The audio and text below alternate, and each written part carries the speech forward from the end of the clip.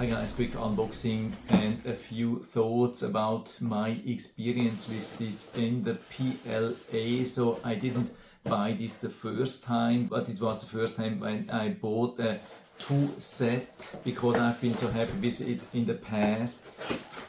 So here we go, here we have this dual set. You can see they come nicely shrink foiled. The design has a little bit changed in the past, but I'm not expecting any change regarding the quality. What they are saying here, nozzle temperature between 190 and 220 degrees Celsius. What I'm using is 200 degrees, and hot bed temperature between 25 and 60 degrees Celsius. I'm using 60, and I have some awesome results. Printing speed is 40 to 80, and so that's the last piece which I've been printing before I run empty from the previous batch. I really love it, how nice and clear this comes out. I do not even need adhesion, I don't need any support. Of course, if I print some crazy stuff I would need that, but this thing was totally printed without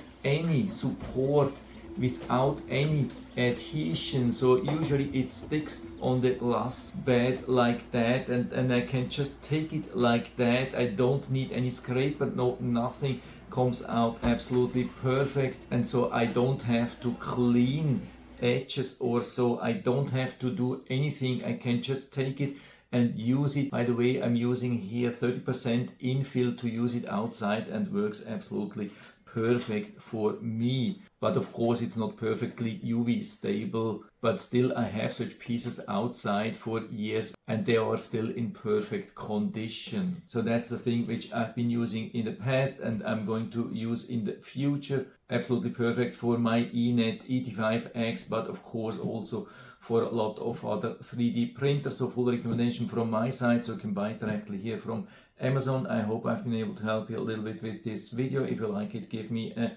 thumbs up, and thanks for watching.